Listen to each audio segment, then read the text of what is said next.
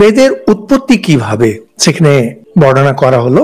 সিন্ধু নদীর ধারে, সরস্বতী নদীর ধারে, সেই সরস্বতী নদী এখন আর নেই। হাজার হাজার বছর আগে আমাদের পূর্বপুরুষরা যারা ছিলেন, যারা নিজেকে আর্য বলতেন, তখন যাদের ভাষা সংস্কৃত, যারা শ্রেষ্ঠতম পুরুষ, শ্রেষ্ঠতম যখন আমরা শব্দটা ব্যবহার করছি, অর্থ হলো যারা বহির্দৃষ্টি ত্যাগ করে অন্তর্দৃষ্টি সম্পন্ন যাদের হয়ে গেল, যারা অন্তর্দৃষ্টি নিয়ে এগিয়ে চলে গেলেন, তারা শ্রেষ্ঠতম।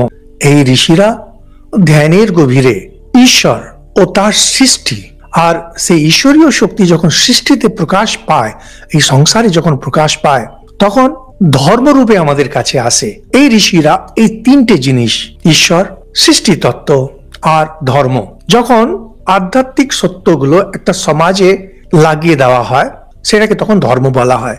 এই ঋষিরা যে জ্ঞান রাশিকে ধ্যানের গভীরে পেলেন, আর যখন ওটাকে ছন্দ মাধ্যমে রেখে দিলেন, ধীরে ধীরে এটাকে বলা হলো বেদ। আলোচনা করেছি। এখন এই ঋষিরা সেই ধ্যানের গভীরে পেলেন যেখানে তাদের মন পুরো শান্ত হয়ে গেছিল। সেই জন্য এই জ্ঞানগুলো মনের মাধ্যমে আসেনি।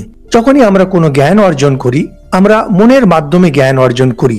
এই ধারণাগুলো করা একটু কঠিন, কিন্তু অসম্ভব না। একটু যদি ধর্মের জ্ঞান আপনার থাকে, ধর্মজীবনের জ্ঞান থাকে, তাহলেই বুঝতে পারবেন।